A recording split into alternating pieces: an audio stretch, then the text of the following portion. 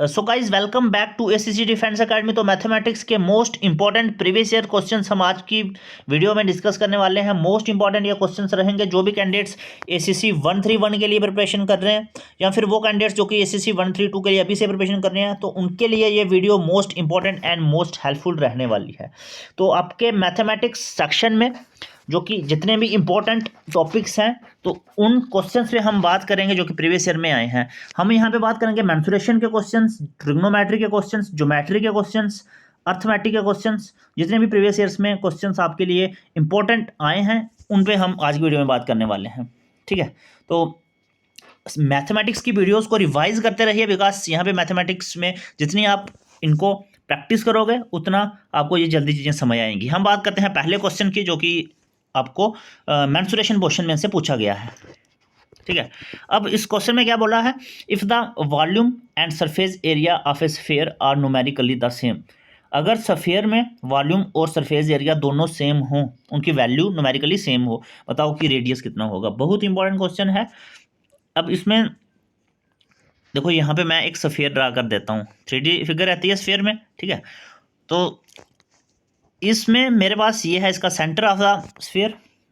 ठीक है, अब इसका मैं रेडियस बना लेता हूँ जो कि सेंटर से हमारा एक सरफेस पे टच करता है, किसी एक साइड आप इसको टच कर सकते हो, तो ये हमारा होगा रेडियस। ठीक है, अब इसमें क्या बोला गया है कि वॉल्यूम, यहाँ पे मैं डिनोट करता हूँ वी से वॉल्यूम और ए से एरिया, ये दोनों सेम है। बताओ कि ये आर की वैल्यू क्या होगी, ये आपको फाइंड करना है। ठीक है, एग्जाम में डायग्राम बनाने की जरूरत नहीं रहती, बट अगर आप यहाँ पे बेटर अंडरस्टैंड अभी से करते हैं तो वहाँ पे आपको दिक्कत नहीं आने वाली है। ठीक है, अब ऐसे कैसे फाइंड करेंगे इसको, देखो क्वेश्चन में कंडीशन क्या बोली गई है। मैंने यहाँ पे लिखता हूँ लेट आर, छोटे आर को मैं रेडियस से डिनोट करता हूँ। ठीक है, अब क्वेश्चन में क्या बोला गया है कि volume V equals to A, surface area A, ये कंडीशन दी गई है कि ये दोनों इक्वल हैं। तो भाई सिंपल है, volume surface area of the sphere का क्या फार्मूला होता है और वॉल्यूम ऑफ द स्फीयर का क्या फार्मूला होता है। ये फार्मूले दोनों अगर आपको पता है तो क्वेश्चन बहुत इजीली आप फाइंड कर लोगे। तो वॉल्यूम का क्या फार्मूला होता है भाई, सरफेस एरिया ऑफ स्फीयर का और सरफेस एरिया ऑफ वॉल्यूम का। तो मैं पहले वॉल्यूम का लिख लेता हूँ। वॉल्यूम होता है 4/3 पाई आर क्यूब, ये फार्मूला होता है वॉल्यूम ऑफ द स्फीयर का। और एरिया का क्या होता है 4 पाई आर स्क्वायर। तो मतलब दोनों इक्वल हैं। क्वेश्चन में बोला गया है वॉल्यूम एंड सरफेस एरिया दोनों इक्वल हैं, तो ये मैंने दोनों इक्वल लिख लिए। अब 4 से 4 कटेगा बिकॉज अपोजिट साइड्स हैं, आर से आर कटेगा, और साथ ही में आर की यहाँ पे 2 पावर है और यहाँ आर की 3 पावर है, तो 2 पावर्स यहाँ से कट जाएंगी। तो राइट हैंड साइड देखो कि यहाँ पे हर एक वैल्यू कट चुकी है, और लेफ्ट साइड पे हमारे पास 1/3 बचा है और साथ में आर बचा है 1, और इक्वल्स टू दूसरी साइड क्या बचा है 1 बचा है। ठीक है, अब यहाँ से आप आर की वैल्यू को फाइंड कर लो 1/3। अब जब आप दूसरी साइड लोगे तो उल्टा हो जाएगा, 3.1 बन जाएगा। तो आर की वैल्यू आ चुकी है मेरे पास 3, तो 3 यूनिट हमारे पास इस स्फीयर का रेडियस होगा। तो ऑप्शन नंबर सी इसका करेक्ट आंसर रहेगा। आई होप ये आपको क्लियर हो चुका है। ठीक है, सो बढ़ते हैं हम नेक्स्ट क्वेश्चन पे। अब इस क्वेश्चन में क्या बोला है, ये ट्रिग्नोमेट्री क्वेश्चन में से लिया गया है। अब इसमें बोला कि साइन थीटा की वैल्यू 1/2 है, कॉस थीटा की वैल्यू भी 1/√2 है। ठीक है, सॉरी √2 है, और हमें कॉट थीटा की वैल्यू को फाइंड करना है। ठीक है, जो गिवन वैल्यूज आपको दी गई हैं वो मैं नहीं लिख रहा। अब हमें फाइंड क्या करना है, कॉट थीटा फाइंड करना है। और आपको पता है, अगर आपको फॉर्मूलेज ट्रिग्नोमेट्री का थोड़ा सा आइडिया है, तो tan इक्वल होता है साइन अपॉन कॉस के, और कॉट जो इनवर्स आइडेंटिटी होती है tan की। तो फिर हमारे पास कॉट क्या होगा, साइन होता है सॉरी tan होता है साइन अपॉन कॉस, तो कॉट होगा कॉस अपॉन साइन, तो ये होगा cos theta over sine theta. ठीक है, और सिंपली यहाँ पे वैल्यूज फिल कर लो। कॉस थीटा की वैल्यू का क्वेश्चन में गिवन दिया 1/√2, और साइन थीटा की भी 1/√2 न्यूमिनेटर में और डिनोमिनेटर में, दोनों पे वैल्यूज दोनों सेम है, 1/√2 1/√2, ये दोनों कट जाएंगी, तो आंसर विल बी 1। तो कौन सा ऑप्शन यहाँ पे सही रहेगा, ऑप्शन डी यहाँ पे सही रहेगा। भाई जिन भी कैंडिडेट्स को मैथ्स में प्रॉब्लम है ना, वो यहाँ पे कंटिन्यूसली वीडियोस को देखते रहो, आपको यहाँ से बेटर अंडरस्टैंडिंग मिलेगी कि किस तरह से आप विद इन सेकंड्स क्वेश्चंस को फाइंड कर सकते हैं। ठीक है, हम पढ़ते हैं नेक्स्ट क्वेश्चन पे। The value of cos 1 degree, cos 2 degree, cos 3 degree, so on to cos of 179, इसकी मुझे वैल्यू को फाइंड करना है। अब मैं वैल्यू को तभी फाइंड कर सकता हूँ कि मेरे पास cos 1 की वैल्यू हो, cos 2 की वैल्यू हो। इन सब वैल्यूज़ को मैं जब मल्टीप्लाई करूँगा, देखो cos 1 cos 2 से लेके सारी वैल्यूज़ ट्रिग्नोमेट्रिक रेशियोज जो दी गई हैं इनकी वैल्यूज़ को पुट करना है, मल्टीप्लाई करना है और आपको वैल्यूज़ को फाइंड करना है। बट आपको cos 1 की वैल्यू नहीं पता, cos 2 की नहीं पता, cos 3 की नहीं पता। हम जनरली किन वैल्यूज़ को याद रखते हैं? 30 डिग्री पे cos 30 आपको पता होगा, cos 0 पता होगा, cos 45 पता होगा, cos 60 पता होगा, cos 90 पता होगा, उसके बाद cos 180 पता होगा, cos 270, cos 360। तो हम जनरली यही वैल्यू याद रखते हैं। बट इस तरह का क्वेश्चन आता है तो कैसे आपको टैकल करना है? देखो बहुत ईजी है और विद इन 2 और 3 सेकंड में आप इसका आंसर कर लोगे, एक बार समझ लोगे तो। देखो इसमें क्या करना है, आपको पता है कि यहाँ पे cos 1, cos 2, cos 3, cos 4, cos 5 से लेके cos 1, 7, 9 तक हर एक वैल्यू की आपस में आपको मल्टीप्लिकेशन करनी है। बट मुझे वैल्यूज़ पता ही नहीं है। बट यहाँ पे आप देखोगे कि जब भी आप cos 1 से cos 2 से और फिर जब आप आगे बढ़ोगे तो यहाँ पे मेरे पास एक वैल्यू आएगी जो कि होती है cos ऑफ 90, ये भी होगी, cos 45 भी होगा, उसके बाद cos 170 तक हर एक वैल्यू लेनी है। ये मैंने cos 90 क्यों लिखा है? बिकॉज cos 90 की वैल्यू क्या होती है? 0 होती है, तो ये मेरे पास आ गई 0। ठीक है, उसके बाद cos 1 की वैल्यू, cos 2 की वैल्यू, सभी वैल्यूज़ को जब आप पुट करोगे और मल्टीप्लिकेशन करोगे तो आपके पास आंसर क्या आएगा? देखो जैसे सपोज मैं cos 1 की वैल्यू को ले लेता हूँ और आपको याद करने की ज़रूरत नहीं है, बट आई थिंक यहाँ पे ये 0.99 समथिंग होती है और यहाँ पे भी सपोज 0.98 कुछ वैल्यू होगी। तो सब वैल्यूज़ को जब आप मल्टीप्लाई करोगे उसमें 0 भी होगा, तो 0 के साथ जब किसी भी नंबर्स की मल्टीप्लिकेशन होगी ना तो वो 0 ही आएगा।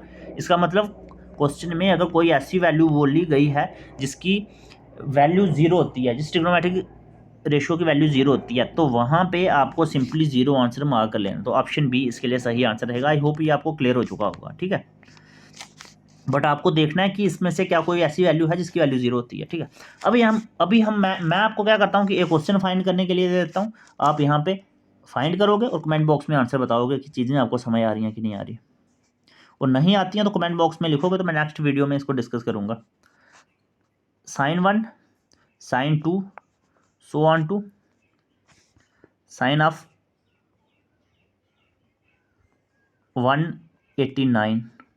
ठीक है, तो इसकी वैल्यू मुझे फाइंड करके आप दोगे और ऑप्शंस भी आपके पास यही रहेंगे जो इस क्वेश्चन में है ना, यही ऑप्शंस रहेंगे। क्या इसका आंसर आता है? साइन 0 की वैल्यू 0 होती है, बट यहाँ पे साइन 0 नहीं है, यहाँ पे साइन 1 से वैल्यू शुरू हुई है और साइन 189 तक। आपको चेक करना है कि क्या इसमें कोई वैल्यू 0 है। अगर 0 है तो फिर 0 आंसर आएगा और आपको अकॉर्डिंग टू द ऑप्शन आप 0, 1 जो भी आपका आंसर आता है आप कमेंट बॉक्स में आंसर दोगे। इसके साथ ही नेक्स्ट क्वेश्चन हमारा है the measure of angle whose supplement is 3 times as large as its complement. यहाँ पे क्वेश्चन में क्या बोला गया है कि अगर मैं किसी एंगल का सप्लीमेंट लूँ और वो कितना बड़ा है? 3 टाइम्स एज इट्स कंप्लीमेंट, उसके कंप्लीमेंट से 3 टाइम्स बड़ा है, तो बताओ वो एंगल कितना होगा? तो सबसे पहले इसमें क्या कॉन्सेप्ट है कि आपको ये पता होना चाहिए कि सप्लीमेंट्री एंगल्स कौन से होते हैं। सप्लीमेंट्री एंगल्स मेरे पास वो एंगल्स होते हैं जिन दो एंगल्स का सम, मैं एक्स और वाई दो एंगल्स ले लेता हूँ, जिनका सम 180 होगा, उन्हें हम सप्लीमेंट्री एंगल्स बोलेंगे। और कंप्लीमेंट्री एंगल्स कौन से होते हैं? कंप्लीमेंट्री एंगल्स वो एंगल्स होते हैं जिन दो एंगल्स का सम 90 डिग्री होता है, एक्स प्लस वाई। अगर मैं एक्स प्लस वाई दो एंगल सपोज करूँ तो उनका सम 90 डिग्री होगा। ठीक है, और सपोज नेक्स्ट स्लाइड पे बात करता हूँ। हाँ ठीक है, अब यहाँ पे आपको क्या करना है, आपको बोला कि यहाँ पे मैं लेट एक्स ले लूँगा एक angle, let X be a angle, ये मैंने एंगल ले लिया। ठीक है, अब बोला गया है कि the measure of angle whose supplement is 3 times. अब मेरे पास एक्स का सप्लीमेंट क्या होगा? भाई दो एंगल्स का सम होता है 180, किसमें? सप्लीमेंट्री एंगल्स में। तो मुझे एक्स का सप्लीमेंट फाइंड करना है तो वो 180 माइनस एक्स होगा। ठीक है, वो क्वेश्चन में बोला है ये है कितना? इज 3 टाइम्स मैं लिख लूँगा एज लार्ज एज इस कंप्लीमेंट, 3 टाइम्स बड़ा है इस कंप्लीमेंट से। तो कंप्लीमेंट को कैसे लिखूंगा मैं? एक्स का कंप्लीमेंट कैसे लिखूंगा? दो एंगल्स का सम 90 होता है कंप्लीमेंट के केस में, तो इसको मैं 90 माइनस एक्स लिख लूँगा। आई होप ये आपको क्लियर हो गया होगा। ठीक है, और यहाँ से आप सिंपल कैलकुलेशन कर लो और एक्स की वैल्यू को फाइंड कर लो और कुछ भी नहीं करना है आपको। एक्स 3 की मल्टीप्लाई कर लो, अंदर 3 9 27, तो 270 आएगा माइनस एक्स। एक्स की वैल्यू को एक साइड कर लो और कांस्टेंट वैल्यूज़ को एक साइड कर लो। ठीक है, तो मैंने क्या करा, यहाँ पे सॉरी 3x आएगा। ठीक है, तो यहाँ पे माइनस एक्स और माइनस 3x यहाँ पे लाओगे राइट लेफ्ट साइड, तो प्लस का 3x बनेगा। और कांस्टेंट वैल्यू 270 में से 180 को माइनस कर लो, सिंपल। और यहाँ से आप x की वैल्यू को बहुत ईजिली फाइंड कर सकते हो, ठीक है। कैसे फाइंड करोगे, अब -x + 3x करोगे तो हमारे पास आएगा 2x, और 270 में से 180 माइनस करोगे तो 90 आएगा। x की वैल्यू क्या आ रही है, 90/2, तो इसको सिंप्लीफाई कर लो, x = 45 डिग्री, और राइट आंसर। तो वो हमारे पास एंगल कितने डिग्री होगा, 45 डिग्री होगा।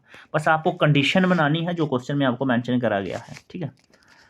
आई होप ये आपको क्लियर हो चुका होगा। और इसके साथ ही मैं आपको बता दूं कि अगर आप यहाँ पे ACC 131 कोर्स में एनरोल होना चाहते हैं, ऑफिसर बनने के सपने को पूरा करना चाहते हैं, और इस एक महीने को बहुत अच्छे से यूटिलाइज करना चाहते हैं, बिकॉज एग्ज़ाम डेट आपकी 20 जुलाई 2024 को है, बहुत कम टाइम आपके पास बचा है।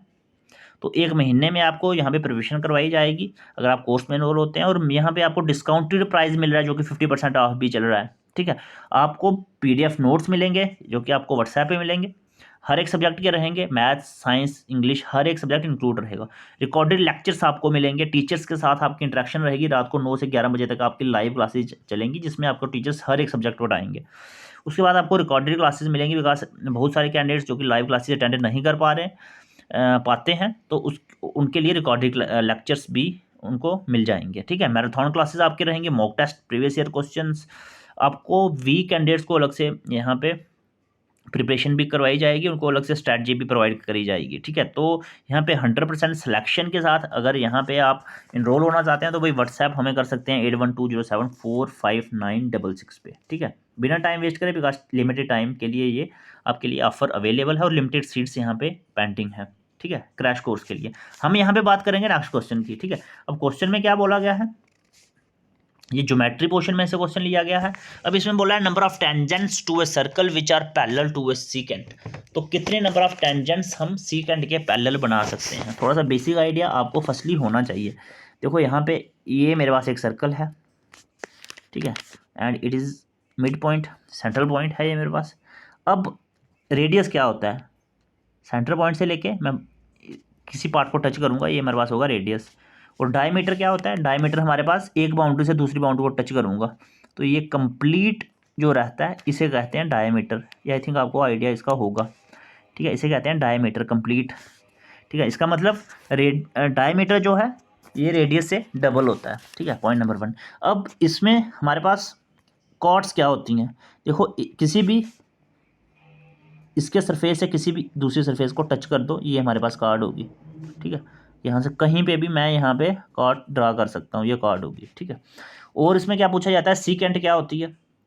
देखो यहाँ पे जब मैं दो पॉइंट्स को मीट करता हूँ, सर्कल के किसी दो पॉइंट्स को मीट करता हूँ वो हमारे पास कार्ड होती है, बट जब दो पॉइंट्स को मैं इंटरसेक्ट करता हूँ इस तरह से, इस तरह से, तो ये इसे कहते हैं सीकेंट। यही डिफरेंस होता है कार्ड में सीकेंट में, कार्ड हमारे पास सिर्फ दो पॉइंट्स को मीट करती है बट सीकेंट इंटरसेक्ट करती है, ठीक है। और उसके बाद टेंजेंट क्या होती है, टेंजेंट आउटसाइड द सर्कल, दो पॉइंट्स पे एक पॉइंट पे जब लाइन टच करती है, ठीक है, तो उस लाइन को क्या कहा जाता है, उस लाइन को टेंजेंट कहा जाता है। टेंजेंट हमेशा आउटसाइड द सर्कल होती है और एक ही पॉइंट पे टच करती है, ठीक है, ये आपको बेसिक याद रखना है। अब हम क्वेश्चन पे आते हैं। क्वेश्चन में क्या बोला गया है कि इस तरह से अगर मैं पहले एक जनरल सर्कल बना लूँ रफली। अब इसमें बोला कि number of tangents to a circle whose are parallel to secant, एक सीकेंट ड्रा करो और फिर उसके पैरेलल कितनी टेंजेंट्स हो सकती हैं। तो मैं बेसिकली कहीं पे भी एक सीकेंट ड्रा कर लेता हूँ। तो मैंने क्या करा, मैंने इस तरह से एक सीकेंट ड्रा कर ली, ठीक है, दो पॉइंट को ये इंटरसेक्ट करती है, ठीक है, ये आ गई सीकेंट, ऐसे नोट कर रहा हूँ। अब इसके पैरेलल कितनी टेंजेंट्स आएंगी ये मुझे लिखना है भाई। टेंजेंट पैरेलल क्या होगा, जब परपेंडिकुलर डिस्टेंस इनका सेम होगा। तो एक टेंजेंट मैं यहाँ पे बनाऊंगा, ठीक है, जो एक पॉइंट को टच कर रही है आउटसाइड द सर्कल, और एक टेंजेंट मैं यहाँ बनाऊंगा जो कि यहाँ पे एक पॉइंट पे टच कर रही है, ठीक है। तो यहाँ पे देखो क्या इसके अलावा कोई और मेरे पास line outside the circle touch हो सकती है जो कि सीकेंट के पैरेलल और नहीं हो सकती। तो यही दो लाइंस पॉसिबल हो सकती है। ऐसे तो मैं और भी यहाँ पे टेंजेंट से ड्रा कर सकता हूँ, बट पैरेलल सीकेंट के यही दो टेंजेंट्स होंगी। तो इसका आंसर क्या होगा, आंसर विल बी 2, ठीक है। चलो आपको थोड़ा सा बेसिक भी मैं बता चुका हूँ, तो आपको कमेंट बॉक्स में क्या बताना है कि अगर मैं कार्ड्स कोई कार्ड यहाँ पे ड्रा करूँ, मतलब इस तरह से क्वेश्चन होता है number of tangents to a circle which are parallel to a chord. Parallel के कॉर्ड के पैरेलल अगर मुझे टेंजेंट्स ड्रा करनी हो तो मैं कितनी टेंजेंट्स बना सकता हूँ? तो ऑप्शंस आपके पास यही रहेंगे 3, 2, 1 और इन्फिनाइट। तो कमेंट बॉक्स में ज़रूर बताएं। मैं पढ़ता हूँ नेक्स्ट क्वेश्चन पे। अब ये आपका मोस्ट इंपॉर्टेंट अर्थमेटिक में से टाइम एंड वर्क में से क्वेश्चन लिया गया है। बहुत इंपॉर्टेंट है बिकॉज इस पर आपको दो क्वेश्चन देखने को मिलते हैं। अब इसमें क्वेश्चन में क्या बोला गया है कि A and B together can do a work in 12 days और B can do the work in 36 days. A और बी, जब ए और बी दो पर्सन है, ठीक है, जब ये इकट्ठे काम को करते हैं तो 12 दिन में कर देते हैं, और बी जब अकेले करता है तो वो 36 दिन लगा देता है काम को करने में। बताओ कि अगर ए को अकेले करना हो तो वो कितना टाइम लगाएगा? ध्यान से देखना। ए और बी इकट्ठे करते हैं, मतलब ए प्लस बी, और बी क्या करता है, ए प्लस बी इकट्ठे करते हैं और कितना टाइम लगाते हैं? 12 दिन लगाते हैं। और बी जब अकेले करता है तो 36 दिन लगाता है। बताओ कि ए अकेले कितने दिन में करेगा? फर्स्ट स्टेप क्या होता है, आपको इन दोनों का कंप्लीट वर्क, कितना काम ये करते हैं, वो फाइंड करना होता है। और वो फाइंड कैसे करना होता है? 12 और 36 का एलसीएम लेके। आई थिंक ये आप बहुत अच्छे से कर लोगे। 12 और 36 का एलसीएम ले लो साइड पे, और ये आपके पास एलसीएम आएगा 36। और ये जो एलसीएम होता है ये क्या होता है? Total work. T.W लिख रहा हूँ मैं टोटल वर्क को। ये हो गया टोटल वर्क जो ये ए और बी दोनों करते हैं, ठीक है। ए और बी मतलब अकेले भी करते हैं, मिलके भी करते हैं। तो टोटल वर्क कितना होगा? 12 और 36 का एलसीएम टोटल वर्क होगा। उसके बाद दूसरा स्टेप क्या रहता है इन क्वेश्चंस में? हमें एफिशिएंसी फाइंड करनी होती है। और एफिशिएंसी कैसे फाइंड करनी होती है? शॉर्टकट ट्रिक बता रहा हूँ, लिखने की जरूरत नहीं है। 36 डिवाइडेड बाई 12 कर लो। 36 डिवाइडेड बाई 12 करोगे तो 3 आएगा, और 36 डिवाइडेड बाई 36 करोगे तो 1 आएगा। ये 3 क्या आ गई? ये एफिशिएंसी आ गई ए प्लस बी की। और ये 1 किसकी एफिशिएंसी आ गई? ये एफिशिएंसी आ गई सिर्फ बी की, ठीक है। मैं नेक्स्ट स्लाइड पे बताता हूँ किस तरह से हम इसको करेंगे। आई होप यहाँ तक आपको क्लियर हो चुका होगा। अब क्वेश्चन में क्या है बोला है? ए प्लस बी की एफिशिएंसी है 3 जो मैंने फाइंड करी, और बी की एफिशिएंसी है 1। ए और बी, अब एफिशिएंसी क्या होती है कि एक दिन में, बिकॉज यहाँ पे डे की बात हो रही है, तो एक दिन में ए और बी 3 यूनिट काम करते हैं, और बी एक दिन में 1 ही यूनिट काम करता है। अगर बी 1 ही यूनिट करता है और ए और बी दोनों मिलकर 2 यूनिट करते हैं, तो भाई बी, इसका मतलब ए 2 यूनिट कर रहा होगा, तभी तो ए प्लस बी 3 यूनिट हो रहा है। इसका मतलब ए 2 यूनिट काम कर रहा है। टोटल काम कितना है? जो कि हमने एलसीएम फाइंड करा 36, ठीक है। तो फिर हमें जब भी टाइम के लिए फार्मूला क्या होता है? Work done upon efficiency. तो वर्क कितना है? 36 यूनिट है, और एफिशिएंसी कितनी है? ए की, जो हमें फाइंड करना है कि ए कितने टाइम में काम को करेगा। तो 36 डिवाइडेड बाई 2 कर लो, तो 18 डेज। तो ए कितने डेज लगाएगा? 18 डेज लगाएगा। आई होप ये आपको बहुत अच्छे से क्लियर हो चुका होगा। तो कमेंट बॉक्स में बताएं कि ये आपको समझ आया है। तो ऑप्शन बी इसका सही आंसर रहेगा, ठीक है। तो फर्स्टली आपको टोटल वर्क फाइंड करना है, फिर एफिशिएंसी फाइंड करनी है, और फिर आपको प्लस करके आपको अलग अलग से दोनों की एफिशिएंसी फाइंड कर लेनी है, और फिर डिवाइड कर लेना है time equal to work done upon efficiency. तो वहाँ से आपका टाइम आपको मिल जाएगा कि कितने दिन में एक काम को कंप्लीट करेगा। एक और क्वेश्चन यहाँ पे प्रीवियस ईयर क्वेश्चन है। अब इस क्वेश्चन में क्या बोला गया है, पहले स्टेटमेंट को अच्छे से समझना, 2 बार रीड कर लेना है। A man can do a job as fast as his 2 sons working together. ये जो एक पर्सन है वो क्या करता है? कितना काम करता है? जितने उसके सन, जितने उसके लड़के दोनों मिलके काम को करते हैं ना, ए उसी टाइम में उतना काम कर लेता है जितने वो दोनों मिलके कर रहे हैं, ठीक है। If one son does the job in 3 hours, अगर एक लड़का उसका 3 घंटे में काम को करता है और उसी काम को करने में दूसरा 6 घंटे लगा देता है, तो बताओ कि कितने घंटे में वो जो उनका फादर होगा वो काम को करेगा, ठीक है। बहुत ईजी क्वेश्चन है, बस आपको स्टेटमेंट को समझना पड़ेगा, ठीक है। आई होप ये आपको स्टेटमेंट क्लियर हो चुकी है। अब देखो फर्स्ट जो लड़का है इसका, उसको मैं ए से डिनोट कर रहा हूँ और दूसरे को बी से डिनोट कर रहा हूँ, ठीक है ना। आप किसी से भी कर सकते हो। अब ए कितने टाइम में कर रहा है? 3 आवर्स में कर रहा है, ये मैंने 3 लिख लिया। और दूसरा 6 आवर्स में कर रहा है तो 6 लिख लिया। पिछले क्वेश्चन की तरह सेम एलसीएम फाइंड करना है टोटल वर्क के लिए, तो 3 और 6 का एलसीएम आता है 6, तो ये आ गया टोटल वर्क, ठीक है। मैं यहाँ पे लिख लेता हूँ, चलो लिखने की जरूरत नहीं होती। अब एफिशिएंसी कैसे फाइंड करते हैं ये मैंने आपको बताया शॉर्टकट, 6 डिवाइडेड बाई 3 कर लो तो कितना आएगा? 2 आएगा, और 6 डिवाइडेड बाई 6 कर लो तो 1 आएगा।